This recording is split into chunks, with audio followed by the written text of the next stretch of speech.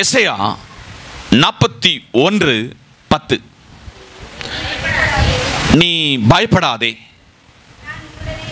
நான் உன்னுடனே இருக்கிறேன், திகையாதே, நான் உன் தேவன், நான் உன்னை பலப்படுத்தி உனக்கு சகாயம் பண்ணுவேன், என் நீதியின் வலக்கரத்தினால் உன்னை தாங்குவேன். கண்களை மூடுவோம், ஜெபிப்போம். உன்னதரும் உயர்ந்தவருமாயிருக்கிற நல்ல ஆண்டவரே,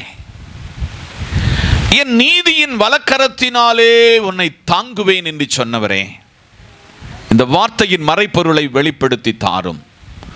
அடியன் சுயமாய் ஒரு வார்த்தை பேசாதபடிக்கு பரிசுத்த ஆவியானவர் அடியனை சிலுவையின் நிழலில் மறைத்து பேசும். இயேசுவின் நாமத்தில் பிதாவே, ஆமென். இன்னைக்கு செய்தியினுடைய தலைப்பு தேவனுடைய கரம். தேவனுடைய கரம். இப்ப நான் சொல்ல போகிறது உங்களுக்கு எல்லாம் ஒருவேளை இதை கேட்ட சிரிப்பீங்க, ஒருவேளை ஏன் இப்படி எல்லாம் நிகழ்கிறது என்று கேட்பீங்க. வலது கை மட்டும், என் கை எல்லா வேலையும் வலது கையில தான் செய்வேன் என்று சொல்லுது. உங்க கை தூங்க பார்ப்போம். Right hand. நான் சொல்றது புரிஞ்சுச்சா? இல்ல பாஸ்டர், நான் லெஃப்ட் ஹேண்ட். யாரு? லெஃப்ட் ஹேண்ட் மட்டும் பயன்படுத்துகிறவங்க கை தூங்க. Super, very good. என்னைக்காவது நீங்க என்னடா அவங்களுக்கு வலது கை தான் செயல்படுகிறது, இடது கை வந்து வரல, இடது கைக்காரங்க எனக்கு இடது தான் செயல்படுது, லெஃப்ட் செயல்படலன்னு என்னைக்காவது ஒரு கேள்வி எழுப்பியிருக்கிறீங்களா? எழுப்பியிருக்கிறீங்களா? இப்ப நான் சொல்ல போறேன், அதை சொல்லி இன்னைக்கு மெசேஜ் ஸ்டார்ட் பண்ண போறேன். நம்முடைய மூளையினுடைய கடனை என்பது, இந்த ரைட் ஹேண்ட்ல உங்க காரியங்கள் எல்லாம் செய்கிறீங்கன்னா உங்க மூளை ரைட் ஹேண்டுக்கு ரொம்ப அழுத்தத்தை கொடுக்கிறதுனால இந்த லெஃப்ட் ஹேண்டுக்கு அதிக ஊக்குவம் கொடுப்பதில்லை. திருப்பி லெஃப்ட் ஹேண்ட் வச்சிருக்கிறவங்க, உங்களுக்கு லெஃப்ட் ஹேண்ட் ஏன் வருதுன்னா உங்க மூளை அந்த திசையை நோக்கி நகர்வதனால தான், அல்லாம வேற ஒன்றும் இல்லை.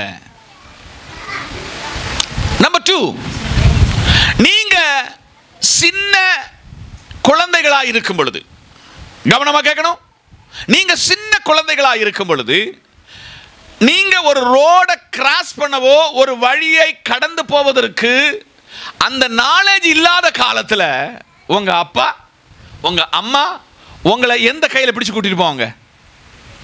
வலது கையிலையோ இடது கையிலையோ கூட்டிட்டு போவாங்க. அவங்களுக்கு ஒரு நம்பிக்கை வரும், இவனை கொண்டு விட்டா கடையில போயிட்டு வந்துடுவான், செங்கோட்டைக்கு கரெக்டா போயிட்டு வந்துருப்பான்னு. அந்த நாலேஜ் வர தட்டியும் இந்த பிள்ளைய லெஃப்ட் ஹேண்ட்ல ரைட் ஹேண்ட்ல பிடிச்சு நடத்தி தான் கொண்டு போவோம். உண்மைதானே? உங்ககிட்ட தான் கேட்கிறேன். ரைட். இந்த காலையிலே 7 தேவனுடைய கரம் என்ற தலைப்பிலையாக்கு இன்னைக்கு நீங்க கர்த்தர் வார்த்தையை கேட்க போறீங்க. எசையா 41:10 என்பது உங்களுக்கு எல்லாருக்கும் தெரிந்த வசனம், மனப்பாட வசனம். ரொம்ப வசனத்துல இதுல பிரசங்கம் கேட்டிருப்பீங்க. ஆனால் இன்றைக்கு காலையில கர்த்தருடைய கரம் ஒன்று உங்களை தாங்கும். சொல்லுங்க, என்ன செய்யும்? தாங்கும். கர்த்தராகிய தேவன் எசையாவுக்கு வெளிப்படுத்தி கொடுக்கிறார், என் நீதியின் வலக்கரத்தினால் உன்னை தாங்குவேன். ஒருவனை தாங்கக்கூடிய அளவு ஒரு கரம் நம்ம கூட இருக்கிறது. என் நீதியின் வலக்கரத்தினால் உன்னை நான் தாங்குவேன். அதனால் இன்னைக்கு காலையிலே சபையே, விசுவாச குடும்பமே, நீங்கள் ஒரு அனாதை அல்ல, நீங்கள் ஒரு சிங்கிள் பர்சன் அல்ல. உங்களை நேசிக்கிறவர்கள் இல்லை என்று நீங்கள் சொல்லும் பொழுது, அன்பு பாராட்டுவதற்கு யாரும் இல்லை என்று சொல்லும் பொழுது, ஒருவருடைய நீதி உள்ள கரம் என்ன செய்யுது? தாங்குகிறது. இன்னைக்கு காலையில எத்தனை பேருக்கு அந்த உணர்வு இருக்குது? என்னை ஒரு நீதி உள்ள கரம் என்ன செய்கிறது? தாங்குகிறது. அதை விவரிப்பதற்கு 3 வசனத்தை நான் எடுத்துக்கொண்டு வந்திருக்கிறேன். இந்த 3 வசனத்தையும் ஒவ்வொருவரா நீங்க இதை வாசிக்கணும். அதில் எசேயா 46:3 என்ன சொல்லுகிறது? வாசிக்கலாம். எசேக்கியேல் 46:3. யாக்கோபின் சந்ததியாரே, இஸ்ரவேல் சந்ததியில் மீதியாகிய சகல ஜனங்களே, எனக்கு செவி கொடுங்கள். தாயின் வயிற்றில் தோன்றினதற்கு முதல் உங்களை ஏந்தி, தாயின் கற்பத்தில் உற்பத்தியான முதல் கரங்களை தட்டி. கொஞ்சம் என் கூட இந்த கொஞ்ச நேரம் என் கூட பயணித்து நீங்கள் ஆக வேண்டும். ஏனால் உங்க கூட கர்த்தர் பயணிக்க விரும்புகிறார். வசனத்தை நீங்க அப்படியே உள்வாங்க வேண்டும். வசனத்தை நீங்க அசைபோடணும். வசனத்தில் நீங்கள் வளர வேண்டும். எசேயாவுக்கு கர்த்தர் மறுபடி ஒரு காரியத்தை சொல்லிக் கொடுக்கிறாரு. யாக்கோபின் சந்ததியாரே, இஸ்ரவேலின் சந்ததியாரே, மீதியாயிருக்கிற சகல ஜனங்களே, எனக்கு செவி கொடுங்க. தாயின் வயிற்றில் தோன்றின முதல், கருவறையில் நீங்கள் இருந்த காலம் முதல் உங்களை நான் என்ன செய்தேன்? ஏந்தினேன். தாயின் கற்பத்தில் உற்பத்தி ஆன முதல் உங்களை தாங்கினேன். இது கர்த்தருடைய கரம். அதனால் உங்களுடைய சாப்பாடுனால, உங்களுடைய புத்தியினால, உங்கள் அறிவினால, உங்களுடைய விவேகத்தினால எல்லாம் நேடிட்டேன்னு சொல்லிடாதங்க. உங்களை தாயின் கருவிலே தொடங்கின நாள் முதல், கற்பத்தில் இருந்த காலம் முதல் ஒருவருடைய நீதி உள்ள கரம் தாங்கியிருக்கிறது. அதனால் இதுக்குள்ள இருக்கிறீங்க. எவ்வளவு மகத்தான தெய்வம், எவ்வளவு மகிமையான தெய்வம், எவ்வளவு பெரிய தெய்வம் என் தேவன் என்பதை இன்னைக்கு காலையில் உங்களை படிப்பிக்கிறார். இன்னும் 2 வசனத்தை கூடி சொல்லி அதை நான் விளக்க ஆசைப்படுகிறேன். சங்கீதம் 18:35. சங்கீதம் 18:35. உம்முடைய ரட்சிப்பின் கேடயத்தை எனக்கு தந்தீர், உமது வலதுகரம் என்னை தாங்குகிறது, என்னை பெரியவனாக்கினது.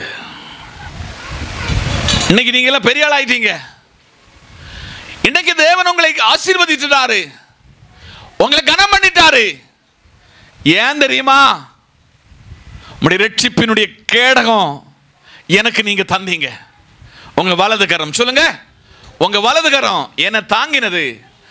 காருண்யத்தினால் என்னை யாராக்கிட்டு. ஊர்ல இன்னைக்கு நம்ம பெரிய ஆளு தெரியுமா? ஊர்ல கடன் கொடுக்கத்தக்க விதத்தில் உங்களை மேன்மைப்படுத்தினார். உங்ககிட்ட வந்து ஆலோசனை கேட்கும்படியாக தேவன் உங்களை கனம் பண்ணினார். நீங்க இருந்ததை விட பன்மடங்காய் கர்த்தர் உங்களை உயர்த்தினார். காரணம், அவருடைய வலது கரம் என்னை என்ன செய்து தாங்கிட்டு. எத்தனை பேர் நம்புகிறீங்க? I am zero. உங்க கரம் என்னை தாங்கினதுனால என்னுடைய தகுதிக்கு மேல என் அப்பாவே நீர் என்னை கனம் பண்ணினீர். ஒரு ஸ்தோத்திரத்தோட இந்த வார்த்தைக்கு நேராக அர்ப்பணியுங்கள். தேவனுடைய கரம் ஒன்றாவதாக, கர்த்தருடைய கரம் உங்களை தாங்கும். சோர்விட்டு இருக்கிறீர்களா? சோர்ந்து போய் விட்டீங்களா? ஆண்டுல ஆரம்பத்தில் ஸ்ட்ரகிளிங்கா, பிரச்சனையா, போராட்டமா? உங்களை தாங்கக்கூடிய ஒரு கரம் உங்க கூடவே வருகிறது. நம்பர் 2, சங்கீதம் 17:7 வசனத்தை ஒரு ஆளு, 14 வசனத்தை ஒரு ஆள் எடுத்துக்கொள்ளுங்க. உம்மை நம்புகிறவர்களை, அவர்களுக்கு விரோதமாய் எழும்புகிறவர்கள் நின்று உம்மது வலது கரத்தினால் தப்புவித்து ரட்சிக்கிறவரே, உம்முடைய அதிசயமான கிருபையை கரங்களை தட்டி கர்த்தருக்கு ஸ்தோத்திரம். நம்பர் 2, கர்த்தருடைய கரம் ரட்சிக்கும். கையை பிடி சொல்லுங்க, கர்த்தருடைய கரம் ரட்சிக்கும். சங்கீதக்காரனுக்கு எவ்வளவு தெளிவா எழுதி கொடுத்திருக்கிறார் பாருங்க ஆண்டவர். உம்மை நம்புகிறவர்கள், சொல்லுங்க, இதெல்லாம் இங்க இருக்கிறவங்க எல்லாம் நீங்க கர்த்தரை நம்புகிறவங்க தானே? நீங்க அவரோடு பயணிக்கிறவங்க தானே? உம்மை நம்புகிறவர்களை அவர்களுக்கு விரோதமாக எழும்புகின்ற உமது வலது கரத்தினாலே என்ன செய்கிறாரு? தப்புவித்து ரட்சிக்கிறார்.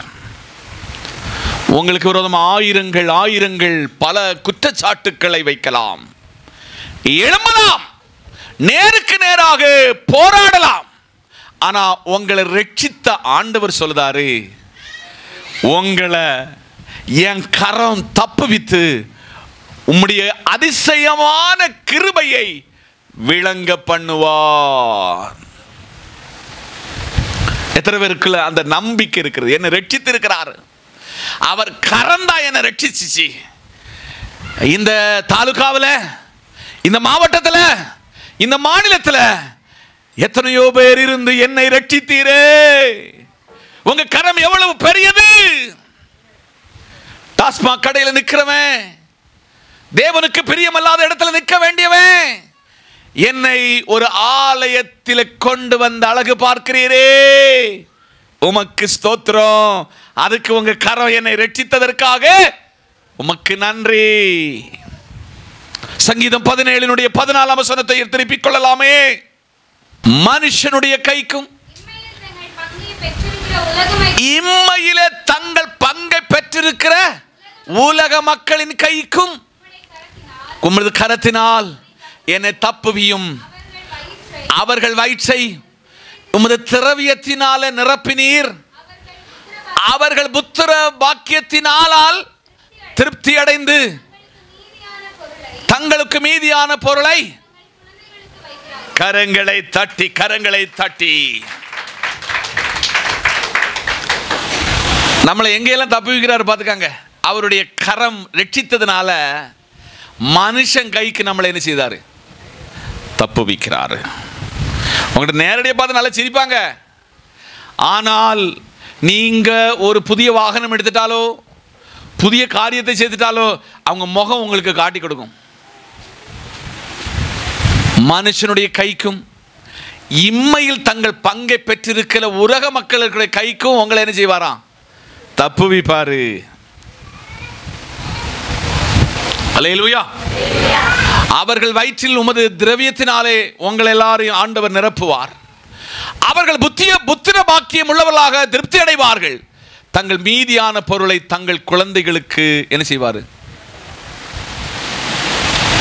இன்னைக்கு உங்கள்கிட்ட எல்லார்ட்டும் கத்த கேட்குறேன். இன்னைக்கு ஒருவேளை கத்த நம்மளை எடுத்துக்கொண்ட உங்க பிள்ளைகளுக்கு வேண்டி நீ என்ன சேர்த்து வச்சிருக்கிறீங்க? கொஸ்டின், கேள்வி. ஆபிரகாம் தன் மரித்த ஸ்தானத்தில் தன் பிள்ளைகளுக்கு என்னத்தை சேர்த்துச்சான்? பொக்கிஷத்தை சேர்த்து வைத்தான். இன்னைக்கு காலையில் தேவனாகிய கர்த்தர் சொல்கிறார், மகனே மகளே, நான் உன்னை ரட்சித்தது எங்குள்ள சொந்த கரத்தினால ரட்சித்து, மனுஷன் கைக்கு உன்னை தப்புவித்து, பொல்லாத கூட்டத்தில் இருக்கிற ஜனங்களின் மத்தியில் இருந்து உன்னை தப்புவித்து, நீ இம்மைக்கு சந்தோஷமாய் அனுபவித்து, நீ விட்டு சென்ற காரியங்களை உன் பிள்ளைகள் அனுபவிப்பதற்கு உனக்காக நான் உன்னை, எனக்காக உன்னை நான் ரட்சித்திருக்கிறேன். சங்கீதம் 138:7. சங்கீதம் 138:7. நான் துன்பத்தின் நடுவில் நடந்தாலும் நீர் என்னை உயர்ப்பிக்கிறீர். என் சத்துருவின் கோபத்துக்கு விரோதமாக உமது கையை நீட்டுவீர். கரங்களை தட்டி. இப்போ முகவரை சொன்ன லெஃப்டா ரைட்டான்னு சொல்லி, லெஃப்ட் இருக்கட்டும் ரைட் இருக்கட்டும், அங்க எங்க அப்பாவுடைய வலது கரம். நான் துன்பத்தின் நடுவில் நடந்தாலும் என்னை நீர் உயிர்ப்பிக்கிறீர். என் சத்துருக்களுடைய கோபத்துக்கு விரோதமாக உமது கையை என்ன செய்வீர்? நீர் நீட்டுவீர். நீட்டுனதுனால இன்னைக்கு தப்பிச்சுக்கிட்டீங்க. வலது கரம் என்னை ரட்சித்தது, என்னை மீட்டது, என்னை ஒரு மனிதனாக மாற்றினது, என்னை ஒரு ரட்சிப்பின் பாத்திரமாக மாற்றினது உங்க வலது கரம். கரங்களை தட்டி. ஆதலால் சபையே, விசுவாச குடும்பமே, ஏசப்பா இவனுடைய கரத்தை நாம் ரொம்ப ஆழமாய் கற்று வருகிறோம். 20ஆம் சங்கீதம் அதனுடைய 6ஆம் வசனத்தையும் 44ஆம் சங்கீதம் 3ஆம் வசனத்தையும் ஒருவருக்கு ஒருவர் மாறி எடுத்துக்கொள்ளுங்கள். 20:6. சங்கீதம் 20:6. கர்த்தர் தாம் அபிஷேகம் பண்ணவரை ரட்சிக்கிறார் என்பதை இப்பொழுது அறிந்திருக்கிறேன். தமது வலதுகரம் ரட்சிப்பின் வல்லமையை காண்பித்து பரிசுத்த வானத்திலிருந்து அவர்களுடைய கரங்களை தட்டி. ஏன் உங்க ஜெபத்தெல்லாம் கேட்கார் தெரியுமா? அவர் தமது வலது கரத்தினால் உங்களை ரட்சித்திருக்கிறார். தாம் அபிஷேகம் பண்ணினவரை ரட்சிக்கிறார் என்பதையும் அறிந்திருக்கிறோம். தமது வலதுகரம் செய்யும் ரட்சிப்பின் வல்லமையை காண்பித்து தமது பரிசுத்த வானத்திலிருந்து அவர்கள் ஜெபத்தை கேட்பார். எவ்வளவு ஜெபம் கேட்கப்படுதுன்னு தெரியுமா உங்களுக்கு? நமக்குள்ள ஜெபம் எவ்வளவு விண்ணப்பங்கள் பரலோகத்துக்கு கேட்டு உடன் பதில் தருகிறது தெரியுமா? உங்க பேரெல்லாம் சொல்லி நாங்க ஜெபிக்கிறோம். உங்களில் எத்தனை பேர் நம்ம சபையில் உள்ள மக்களுக்காக ஜெபிக்கிறீர்கள்? பெயர் சொல்லி ஜெபிக்கிறீர்கள்? வெளிநாட்டில் இருக்கிறவர்களுக்காக ஜெபிக்கிறீர்களா? வெளி ஊர்ல படிக்கிறவர்களுக்காக ஜெபிக்கிறீர்களா? வெளி மாநிலங்களில் சென்று வேலை பார்க்கிறவர்களுக்காக ஜெபிக்கிறீங்களா? ஆனா நானும் உபவாசத்துக்கு வருகிற ஜனமும் ஜெபம் பண்ணுகிறது. எனக்கு ஒரு பெரிய கான்ஃபிடன்ஸ் உண்டு, என் மக்களை அழிவில் இருந்து கர்த்தர் பாதுகாத்துக் கொள்ளுவார். ஆபத்து மரணங்களிலிருந்து என் ஜனத்தை பாதுகாத்துக் கொள்ளுவார். காரணம், நான் ஒரு விண்ணப்பத்தை சபையாக ஏறெடுக்கிறேன். சங்கீதம் 44:3. அவர்கள் தங்கள் பட்டயத்தால் தேசத்தை கட்டிக்கொள்ளவில்லை, அவர்கள் புயமும் அவர்களை ரட்சிக்கவில்லை.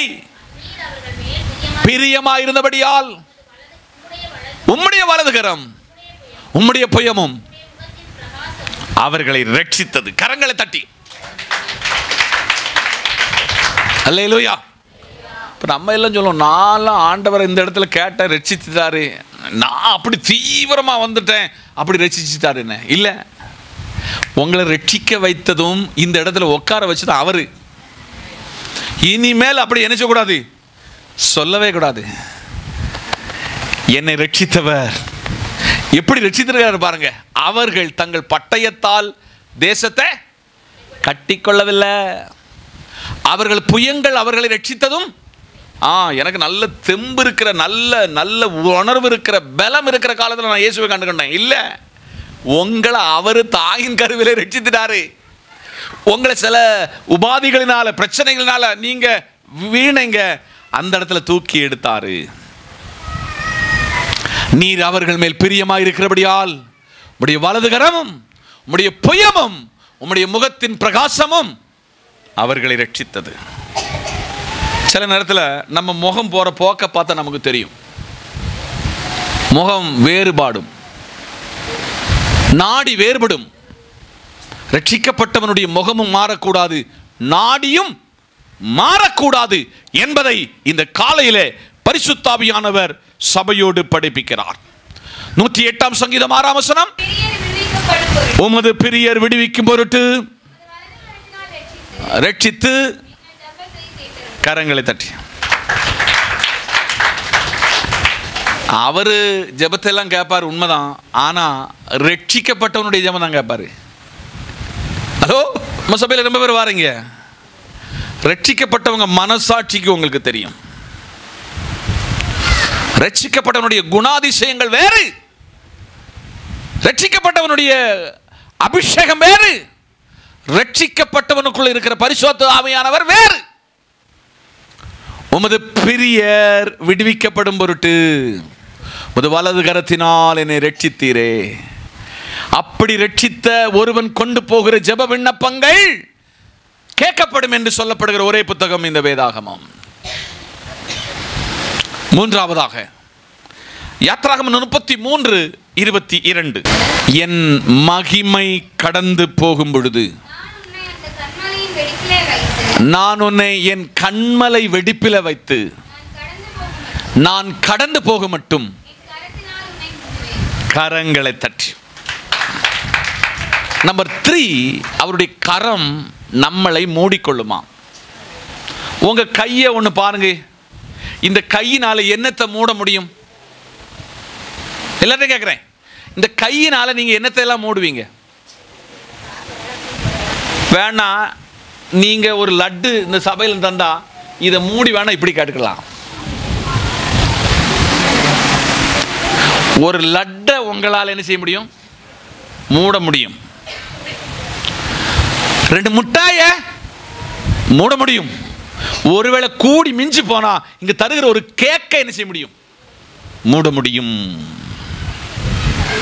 இஸ்ரவேல் ஜனங்களை தேவனாகிய கர்த்தர் தலைவர்களை கொண்டு விடுவிக்கும் பொழுது அவங்ககிட்ட சொன்னாரு, நான் எதிரிகளின் கைகளிலிருந்து, மேக ஸ்தம்பங்களிலிருந்து, அக்கினி ஸ்தம்பங்களிலிருந்து உங்களை நான் விடுவிச்சு எப்படி கொண்டு வந்து தெரியுமா? எங்களை சொந்த கரத்தினால் உங்கள் அனைவரையும் நான் மூடிக்கொண்டேன். உங்களுக்கு வந்த ஆபத்துகளில், உங்களுக்கு வந்த வியாதிகளில், உங்களுக்கு வந்த நெருக்கங்களில், உங்களுக்கு வந்த கண்ணீரில் என் கரம் என்ன செய்து தெரியுமா? இஸ்ரவேலுக்கு நான் செய்தது போலவே என் ஜனமாகிய தேவ பிள்ளையே உனக்கு என் கரம் எப்படி செய்துச்சு? மூடிச்சியா? நீ அடிபட வேண்டிய இடத்துல அந்த கரம் அடிபட்டு உன்னை காப்பாத்திச்சு. நீ வெக்கப்பட்டு நிற்க வேண்டிய இடத்துல அவர் உனக்காக வெக்கப்பட்டு தலை குனிந்து நின்றது இந்த வேத சரித்திரம். அதனால் கொஞ்சம் கவனமா கேட்பீங்களா? கொஞ்சம் ஆழமா இந்த வேதத்துக்குள்ள உள்ள பிரவேசிப்பீங்களா? இந்த வேதம் உங்களை ஒரு புதிய மனிதனாக்கி இந்த இடத்துல இருந்து கொண்டு போகும். 9ஆம் சங்கீதம் அதனுடைய 4ஆம் வசனத்தை திருப்பிக் கொள்ளுங்களே. சங்கீதம் 9 அதனுடைய 4ஆம் வசனம். நீர் என் நியாயத்தையும் என் வழக்கையும் தீர்த்து நீதி உள்ள நியாயாதிபதியாய். கரங்களை தட்டி. இதுதான் அவருடைய கரம் செய்கிற வேலை. இதுதான் அவருடைய கரம் செய்கிற ஒரு பெரிய ப்ராசஸ் என்பதை இன்னைக்கு காலையில் சொல்லுகிறேன். 4வதாக எசையா 51:16. எசையா 51:16. நான் வானத்தை நிலைப்படுத்தி பூமியை அஸ்திபாரப்படுத்தி சீயோனை நோக்கி நீ என் ஜனம் என்று சொல்வதற்காக என் வார்த்தையை உன் வாயில அருளி. கரங்களை தட்டி. இப்ப மறுபடியும் உங்ககிட்ட ஒரு கொஸ்டின் கேட்க போறேன். உங்களுக்கு எல்லாருக்கும் நல்லா தெரியும், சூரியன் கிழக்கில் உதிக்கிறது. உங்க நிழல் எந்த ஏரியாவுக்கு போகும்னு சொல்லுங்க பார்ப்போம்.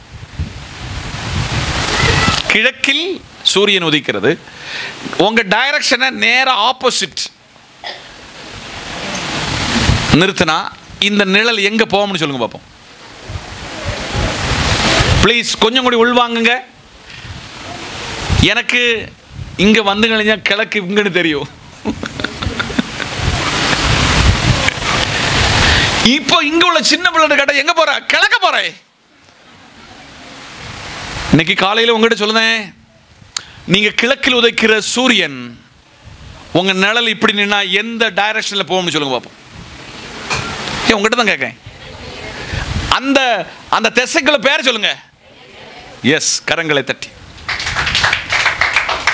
ஏன் இது இப்படியெல்லாம் உங்களுக்கு சொல்லி கொடுக்கிறேன்னா, நீங்கள் வேதத்திலும் வரணும், வளரணும், பொது அறிவிலையும் வளரணும். காலையில இந்த சூரியனுடைய பிரகாசம் வர சொல்ல உங்க நிழல எவ்வளவு தூரம் போகும்? ஏடா நான் இவ்வளவு பெரிய ஆளா? இன்னைக்கு காலையில கத்த சொல்றாரு, உன் நிழலை கொண்டு ஒரு பிரயோஜனம் இல்லை, ஆனா ஏன் நிழலுக்கு ஒரு பெரிய பவர் இருக்கிறது. நான் வானத்தை நிலப்படுத்தி பூமியை அஸ்திபாரப்படுத்தி சீயோனை நோக்கி நீ என் ஜனம் என்றும் சொல்வதற்கு நான் என் வார்த்தையை உன் வாயில அருளி என் கரத்தினால் அல்லது நிழலினால் ஒன்ன நான் மறப்பேன். கர்த்தருடைய கரத்தின் நிழல் உங்களை ப்ரொடெக்ட் பண்ணி பாதுகாத்து அரவணைத்து இன்னைக்கு வர உங்களுக்கு எந்த சேதம் வராதபடிக்கு காத்து வருகிறார். ஒரு அல்லேலூயா சொல்லுங்க. இன்னைக்கு காலையில் நீங்கள் உங்கள் தேவனுடைய கரத்தினுடைய நிழலினாலே நீங்கள் தப்புவிக்கப்படுகிறீர்கள், நீங்கள் பாதுகாக்கப்படுகிறீர்கள் என்பதை நீங்கள் அறிந்து கொள்ள வேண்டும். அடிக்கடி உங்களுக்குள்ள நிழலை, உங்க கையினுடைய நிழலை வச்சு பாருங்க, அதுல எந்த பிரயோஜனம் கிடையாது. ஆனா நான் பிரசங்கிக்கிற கர்த்தராயிருக்கிற இயேசு கிறிஸ்துவினுடைய நிழல் உங்களை எல்லா தீங்கிற்கு விலக்கி காத்து மறைக்கிறது என்பதை தெளிவுபடுத்துகிறேன். எசேயா 49:2 திருப்பிக் கொள்ளுங்கள். அவர்கள் என் வாயை கூர்மையான பட்டயமாக்கி தமது கரத்தின் நிழலினால் என்னை மறைத்து என்னை துலக்கமான அம்பாக்கி என்னை தமது அம்பர துணியிலே மூடி வைத்தார்கள். கரங்களை தட்டி கர்த்தருக்கு மகிமை மகிமை. 4, கர்த்தரால் நீங்கள் மறைக்கப்படுகிறீர்கள். கர்த்தருடைய நிழலினால், கரத்தின் நிழலினால் நீங்கள் மறைக்கப்படுகிறீர்கள் என்பதை மறக்காதீங்க. இந்த நல்ல காலையிலே எவ்வளவு வல்லமையுள்ள தெய்வத்தை ஆராதிக்கிறீர்கள், எவ்வளவு மகத்துவமான தெய்வத்தை ஆராதிக்கிறீர்கள் என்பதை நீங்கள் உங்களை சோதித்துக் கொள்ளுங்கள். எரேமியா 18:6 இஸ்ரவேல் குடும்பத்தாரே, இந்த குயவன் செய்தது போல நான் உங்களுக்கு செய்யக்கூடாதோ சொல்லுகிறார். இதோ இஸ்ரவேல் வீட்டாரே, களிமண் குயவன் கையில் இருக்கிறது போல கரங்களை தட்டி. உங்களுக்கு இப்போ மறுபடியும் ஒரு கேள்வி. இந்த குயவன் செய்கிற அந்த மண் பாண்டத்தை எத்தனை பேர் நின்று பார்த்துருக்கிறீங்க? அங்க பார்க்கல பாஸ்டர், நான் இந்த யூடியூப்ல பார்த்தவங்க எத்தனை பேர்? என்ன இந்த வசனம் ரொம்ப சிந்திக்க வச்சிச்சு. எல்லாம் கொஞ்சம் கொஞ்சம் கொஞ்சம் என் கூட கொஞ்சம் ஆசை போடணும்.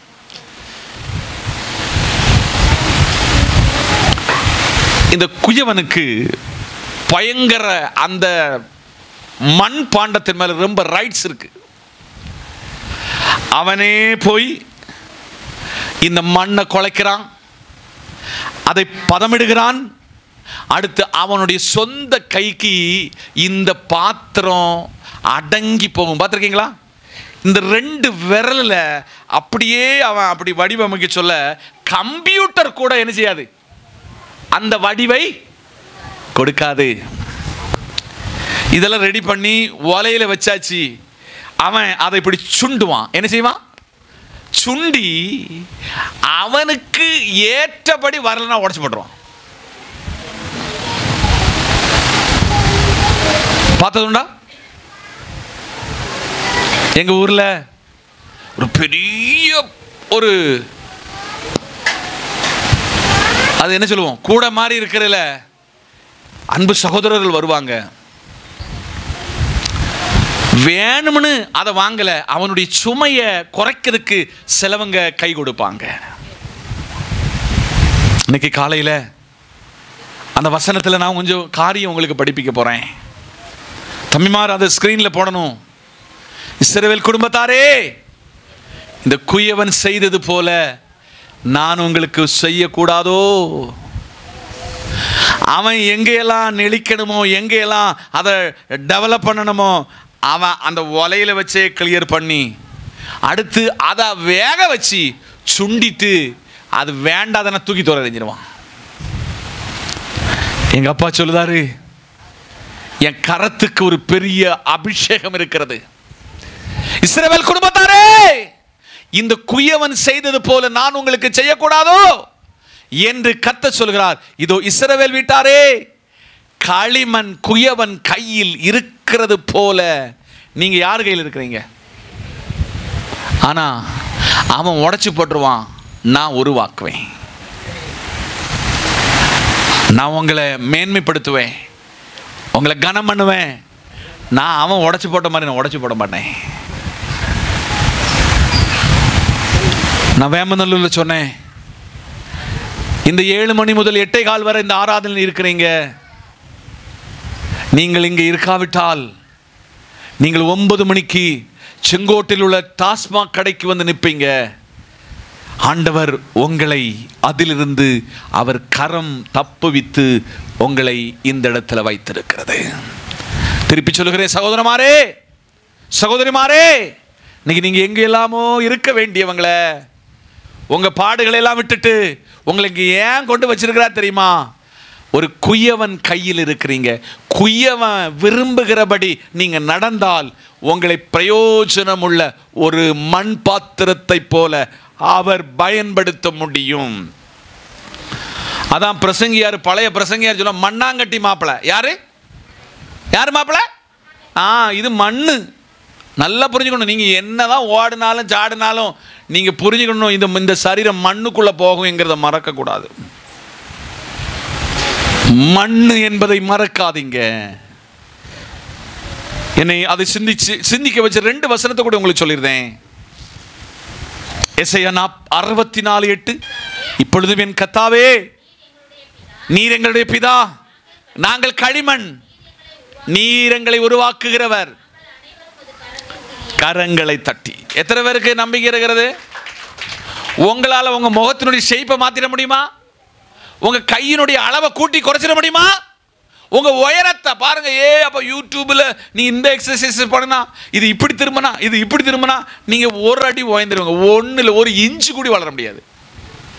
அல்லேலூயா, அல்லேலூயா. அதனால கர்த்தர் சொல்லுகிறார், இப்பொழுதும் கர்த்தாவே, நீர் என்னுடைய பிதா, நாங்கள் களிமண். சொல்லுங்க, பக்கத்தில் கைப்பிடி சொல்லுங்க, நாங்கள் களிமண்.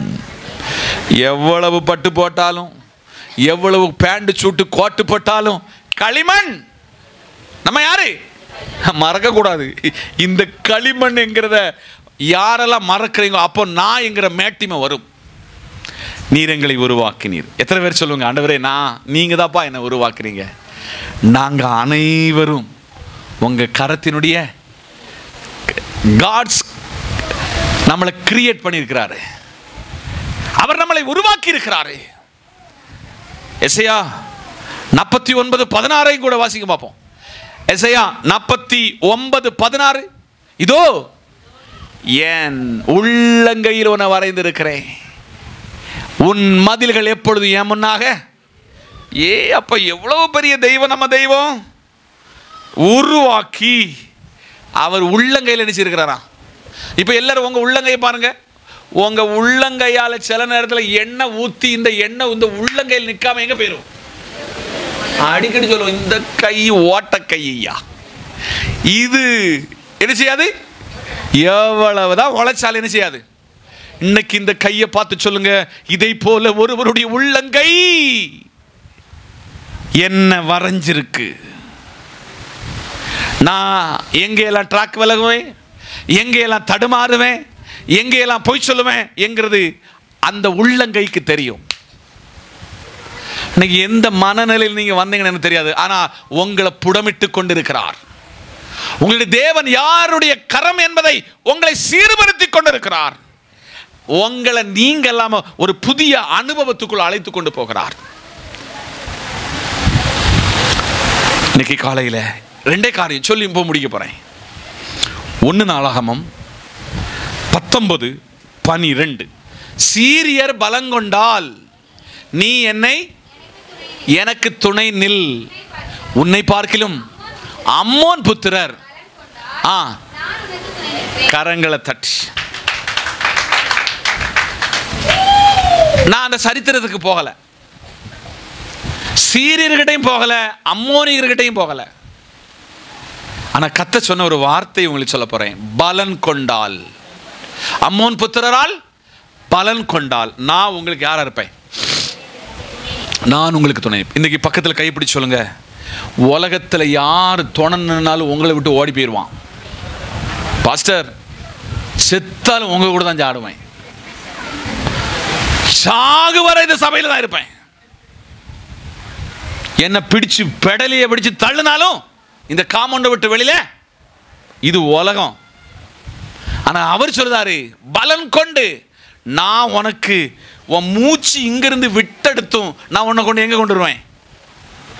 போன வாரம் கேட்டீங்க, வலது பார்சத்தில். எங்க வலது பார்சல் உட்கார வச்சு அழகு பார்ப்பேன். இதை எங்க அப்பா இது என் தேவன். இனி நான் சொல்ல போற ரொம்ப இம்பார்ட்டன்டான வசனத்தை சொல்ல போறேன். இதை விட ஒருவேளை நீங்க என்னோட இவ்வளவு நேரம் சொன்ன இம்பார்ட்டன்டா, அதை விட இம்பார்ட்டன்ஸ் அப்போஸ்தலர் நடபடிகள் 2:33. ஒரு ஆள் அப்போஸ்தலர் 5:31 எடுத்து வச்சுக்காங்க. அப்போஸ்தலர் நடபடிகள் 2:33. எல்லாரும் கவனிக்கணும். ஏசப்பா அவர் தேவனுடைய வலது கரத்தினாலே உயர்த்தப்பட்டு பிதா அருளின வாக்குத்தத்தத்தின்படி பரிசுத்த ஆவியை பெற்று நீங்கள் இப்பொழுது காண்கிறதும் இதை பொழிந்தருளினார். ஏசப்பாவை எப்படி பரலோகத்தின் தேவன் உயர்த்தினார் பார்த்தீங்களா? அவர் தேவனுடைய வலது பார்சத்தில் உயர்த்தப்பட்டு பிதா அருளின வாக்குத்தத்தத்தின்படி. ஏசப்பாவுக்கு என்ன தேவைப்பட்டுச்சான்? சொல்லுங்க. பரிசுத்த ஆவி தேவைப்பட்டது. இங்க இருக்கிற இந்த சத்தத்தை கவனிக்கிற தேவ பிள்ளையே, நீங்கள் எத்தனை பேர் பரிசுத்த ஆவியினால் நிரப்பப்பட்டு இருக்கிறீர்கள்? நீங்கள் எத்தனை பேர் பரிசுத்த ஆவியினால் வழிநடத்தப்பட்டு இருக்கிறீர்கள்? எத்தனை பேருக்கு பரிசுத்த ஆவியினுடைய அனுபவம் இருக்கிறது? பரிசுத்த ஆவியை பெற்று நீங்கள் இப்பொழுது காண்கிறதும் கேட்கிறதுமாக இதை பொழிந்தருளினார். இயேசு தன்னுடைய வார்த்தையை பொழிந்தருளினார். அப்போஸ்தலர் 5:31. அப்போஸ்தலர் 5:31. இஸ்ரவேலுக்கு மனம் திரும்புதலையும் பாவ மன்னிப்பையும் அருளுகிறதற்காக அவரை அதிபதியாகவும் இரட்சகராகவும் கரங்களை தட்டி. ஓ, God is great God. இஸ்ரவேலே, நீ மனம் திரும்பணுமப்பா. நீ ஆதாமினால் செய்து போன பாவத்தினால மீறி மீறி பாவம் செய்து கொண்டிருக்கிறாய். நீ அடிமையாய் போயிட்டாய். உனக்கு ஒரு பாவ மன்னிப்பு உனக்கு தருவதற்கு அருள்வதற்கு ஏசப்பாவை அதிபதியாக இரட்சகராக அவரா தேவனாகிய கர்த்தர் தந்து வலது கரத்தினால் அவரை உயர்த்தி இருக்கிறார். எங்கிருந்து வந்துச்சு இந்த ரட்சிப்பு? நீங்கள போய் கடையில் வாங்கிட்டீங்களா? ஒருவர் தன்னுடைய சரீரத்தை பிட்டு கொடுத்தாரு. ஒருவனுடைய பாவத்தை தானே சுமந்து தீர்த்தான். ஒரு இடத்துல பைபிள் சொல்றது, இந்த உலகத்தின் பாவத்தை சுமந்து தீர்க்க வருகிற தேவ ஆட்டுக்குட்டி உங்களுக்காக வந்தது. அந்த அதிபதியாகிய இரட்சகர் தமது வலது கரத்தினாலே அவரை உயர்த்தி பரலோகம் அழகு கண்டது போல உங்களை உயர்த்தி அழகு பார்க்க விரும்புகிறது. நீ இந்த பூமிக்குரியவன் அல்ல. சொல்லுங்க பிள்ளைகள், கவனிங்க. நீங்க இந்த பூமிக்குரியவர்கள் அல்ல. நீங்க பூமியில் உள்ள பாவத்தை செய்யக்கூடாது. பாவம் செய்யாம ஏன் பக்கத்தில் வரணும் என்று அவருடைய கரம் உங்களை உயர்த்த விரும்புகிறது. இனி நான் சொல்ல போறது கொஞ்சம் கூடி வெரி இம்பார்ட்டன்ட். 1 ராஜாக்கள் 8:15 ஒரு ஆள் 24 திருப்பிக் கொள்ளுங்கள். 1 ராஜாக்கள் 8:15. அவன் சொன்னது, இஸ்ரவேலின் தேவனாகிய கர்த்தருக்கு ஸ்தோத்திரம், அவர் என் தகப்பனாகிய தாவீதுக்கு தம்முடைய கரத்தினால். கரங்களை தட்டி. இந்த வசனம் ரொம்ப கேட்காம யாரும் போயிடக்கூடாது. இது யாரை பார்த்து சொல்லுதாங்கன்னா, சலோமோன் சொல்லுகிறார். தாவீது பயங்கர ஒரு மனக்கோட்டை கட்டினான். நான் என் தேவனுக்கு என்ன செய்வேன்? ஆலயத்தை கட்டுவேன்.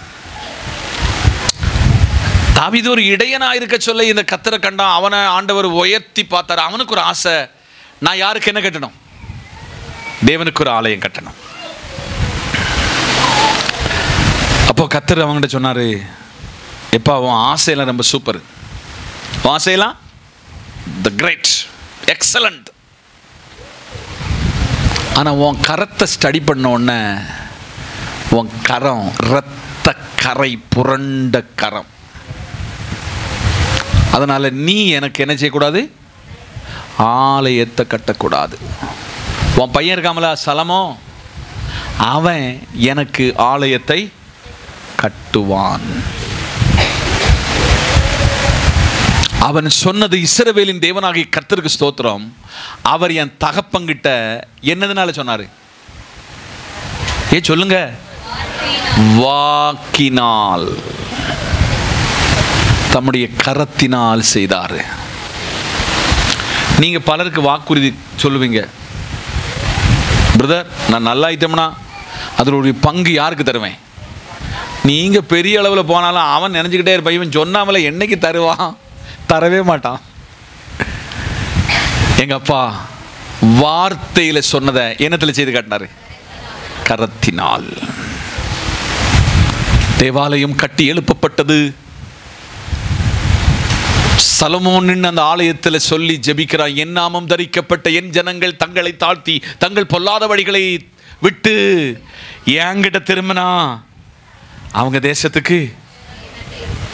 அதனால வாக்குறுதிகளை யாருக்கும் கொடுத்துடாதீங்க. ஆனா எங்க அப்பா வாக்கு கொடுத்தா என்னத்துல செய்வாரு? இதுதான் அவருடைய கரம். அல்லேலூயா. யாருடைய வாக்கை நம்பி இன்னைக்கு நம்பிக்கை வச்சிருக்கீங்களோ அதை இன்னைக்கு எடுத்து தூர தூக்கி போட்டுட்டு, இந்த ஆண்டுல உங்களுக்கு என்ன வாக்கு தத்துவம் கொடுத்தாரோ, உங்க பிள்ளைகளுக்கு என்ன வாக்கு தத்துவம் கொடுத்தாரோ, உன் சபைக்கு என்ன வாக்கு தத்துவம் கொடுத்தாரோ, அவர் வார்த்தையினால சொல்லி இருக்கிறாரு. என்னத்தினால செய்வாரு? எத்தனை பேர் விசுவாசிக்கிறீங்க? அவர் வார்த்தையை சொல்லி அப்படி விடுகிறவர் அல்ல, கரத்தை கொண்டு செய்வார். என்னை ரொம்ப டச் பண்ண ஒரு வசனம், என்ன ஒரு கொஸ்டின் கேட்க வச்ச ஒரு வசனம், எனக்குள்ள இவ்வளவு நாள் இருந்த விசுவாசத்தை விட இன்னும் ஒரு விசுவாசத்தை ஒரு படி மேல கொண்டு போன வசனம். தம்முடைய வாக்கினால் சொன்னதை தம்முடைய கரத்தினால். இது யாருடைய ஸ்டேட்மெண்ட்னா? சலமோனுடைய ஸ்டேட்மெண்ட். விடல. 8ஆம் அதிகாரத்தின் 24ஆம் வசனம். தேவரீர் என் தகப்பனாகிய தாவீது என்னும் தாசனுக்கு செய்த வாக்குத்தத்தத்தை காத்தருளினீர். நீர் அதை உம்முடைய வாக்கினால் சொன்னீங்க. இந்நாளில் இருக்கிறபடி கரங்களை தட்டி. அவர் பொய் உரைக்கிறவர் அல்ல, அவர் மனமாற மனுபுத்திரன் அல்ல. அவர் சொன்னது உண்டென்றால் அதை செய்து காட்டுவார். உங்க காதுல சில நேரத்தில் அவர் சத்தத்தை கேட்டிருப்பீங்க. ஒருவேளை ஆண்டவரே நீங்க தானே சொன்னீங்க, நீங்க தானே பிரசங்கத்தில் சொன்னீங்க, நீங்க தானே நான் பைபிள் ரீட் பண்ண சொல்ல சொன்னீங்க, நான் இதை உனக்கு செய்வேன். எங்க ஆண்டவரே, கொஞ்சம் முழுமையாக அவர் கரத்தில் வந்துருங்க. அவர் கரத்தில் வந்துட்டீங்கன்னா வார்த்தையில சொன்னதெல்லாம் யாரு கரம்? அவருடைய கரத்தினால் அவர் நிறைவேற்றி காட்டுவார். எந்த சந்தேகம் இல்லை. ஒரு பெரிய ஆழமான ஒரு வேத பகுதிக்குள்ளே கர்த்தர் உங்களை நடத்தி சென்றிருக்கிறார். தேவனுடைய கரம். நம்பர் 1, கர்த்தருடைய கரம் நம்மை என்ன செய்யும்? தாங்கும். நம்பர் 2, கர்த்தருடைய கரம் நம்மை ரட்சிக்கும். கர்த்தருடைய கரம் 3, மூடும். என்ன செய்யும்? மூடிக்கொள்ளும். 4, கர்த்தருடைய கரம் மறைத்து கொள்ளும். 5, கர்த்தருடைய கரம் உருவாக்கும். கர்த்தருடைய கரம் உருவாக்கும். 6, கர்த்தருடைய கரம் உங்களை உயர்த்தி கொண்டே இருக்கும். உங்களை கர்த்தர் உயர்த்த தொடங்கினார்னா இந்த உலகத்தினுடைய எந்த சக்தியாலும் என்ன செய்ய முடியாது? பிடிச்சு கீழே இடவே முடியாது. இப்போ நீங்க பார்க்கிறது அல்ல வளர்ச்சி, இதிலும் பெரிதான வளர்ச்சியை காண்பீர்கள். அவர் கரம் உங்க கூட இருக்கணும். கடைசியாக 7வதாக, கர்த்தரால் அவருடைய கரத்தினால் எல்லாம் நிறைவேற்றப்படும். சொல்லுங்க, எல்லாம். நீங்க என்னதெல்லாம் கனவு காண்கிறீர்களோ அதை அவருடைய கரம் நிறைவேற்றி. எப்படின்னா, வார்த்தையில சொன்னத சொல்லுங்க, வார்த்தையில் சொன்னத கையினால் செய்வார். இன்னைக்கு உங்ககிட்ட ஒரு கேள்வி. அவர் வார்த்தையினால் உங்ககிட்ட என்னதெல்லாம் சொன்னது உண்டோ, அவர் வார்த்தையினால், என்ன வார்த்தை? இந்த வார்த்தையினால் அவர் என்னதெல்லாம் சொன்னாரோ, அவர் இன்னைக்கு இந்த ஆண்டுல உங்களை சிறந்திருக்க பண்ணுவேன் என்று சொன்னவர் சொல்றாரு, என் கையினால் உனக்கு அதை செய்வேன், அதை நிறைவேற்றுவேன். அப்படினால ஒரு பெரிய பிரசங்கத்தை, ஒருவேளை எனக்கு நல்லா தெரியுது, உங்களை கொஞ்சம் நேதம் உங்களை அதிகரித்து உங்களை உட்கார வச்சு எனக்கு நல்லா தெரியுது, ஆனால் இது உங்களுக்கு பிரயோஜனம். பிலமோன் என்ற வார்த்தைக்கு அர்த்தம் என்னன்னா பிரயோஜனம். பிரயோஜனம் உள்ளவன். இன்னைக்கு உங்களை பிரயோஜனம் உள்ளவனாக உங்க வீட்டுக்கு அனுப்ப போறாரு. திருப்பி நான் உபவாச கூட்டத்தில் சொன்னது, சாருடைய வீட்டில் சொன்னதை திருப்பி உங்கள்கிட்ட சொல்ல போறேன். நீங்க எங்கெல்லாம் பிரயாணிக்கிறீங்களோ, ஒருவேளை நீங்க நடந்து பிரயாணித்தாலும், டூவீலர்ல பிரயாணித்தாலும், நீங்க கார்ல பிரயாணித்தாலும், பஸ்ல பிரயாணித்தாலும், ட்ரெயின்ல, ஒருவேளை ஆண்டவர் பாக்கியம் தந்தால் நீங்கள் நம்ம சபையில் உள்ள தம்பிமாரை போல விமானத்தில் பறந்தாலும், உங்க வீட்டில் இருந்து ஜெபம் பண்ண வேண்டிய ஒரு காரியத்தை சொல்லி நிறைவு செய்கிறேன். ஆண்டவரே, நான் இப்பொழுது பிரயாணப்படுகிறேன். வன்கண்களுக்கு, பொறாமையின் ஆவிக்கு, அசுத்த கட்டுகளுக்கு, அந்தகாரத்தின் விரிய கிரியைகளுக்கு, என் பிரயாணத்தை தடுக்கிற சத்துருவின் கிரியைகளுக்கு என்னையும் என் குடும்பத்தையும் என் வாகனத்தையும் பாதுகாத்து கொள்ளும் என்று ஜெபித்து திரும்பி வர சொல்ல, வந்து வீட்டில் உங்கள் பாக்ஸை, உங்கள் பேக்கை, உங்களுடைய டிஃபன் பாக்ஸை வைக்கிறதுக்கு முன்ன சொல்லுங்க, இவற்றிலிருந்தெல்லாம் என்னை பாதுகாத்து வீட்டுக்கு கொண்டு வந்ததற்காய் நன்றி. அப்படி நீங்க ஜெபம் பண்ண நீங்க மறக்கக்கூடாது. இன்னையிலிருந்து இதுவரை செய்யாமல் இருந்தால் இப்படி ஒரு ஜெபத்தை ஏறிடுங்கள். கர்த்தர் இந்த வார்த்தையினால் உங்களை ஆசீர்வதிப்பார். May God bless you. Amen. நான் ஜெபிக்க போகிறேன். நல்ல ஆண்டவரே, உடைய மெல்லிய சத்தத்தை, உங்க கரம் என்னது என்பதை தெளிவாக கற்றுக் கொடுத்தீரே. இதன்படி வாழ்ந்திருக்க, இதன்படி நிலைத்திருக்க கனி கொடுக்க கிருபை தாரும். இப்பொழுது பிரிகிறோம். நேசக்கரங்களோடு இருக்கட்டும். துதிகன மகிமையாம் எடுத்துக்கொள்ளும். இயேசுவின் நாமத்தில் ஜெபிக்கிறோம் நல்ல பிதாவே, ஆமென். நம்முடைய கர்த்தரும் மீட்பரும் இரட்சகருமாயிருக்கிற இயேசுவின் கிருபை, பிதாவின் அன்பு, பரிசுத்தாவின் ஐக்கியமும் நாம் அனைவரோடும், நாம் கேட்டுக்கொண்ட தேவ வார்த்தையோடும், சகல பரிசுத்தவான்களோடும் தேவ கிருபை என்று நிலைத்திருப்பதாக. ஆமென். சேர்ந்து சொல்லுங்க, என் ஆத்துமாவே என் முழுமே பரிசுத்த நாமத்தை ஸ்தோத்திரி. என் ஆத்துமாவே கர்த்தரை ஸ்தோத்திரி. கர்த்தர் செய்த சகல உபகாரங்களையும் மறவாதே. ஆமென்.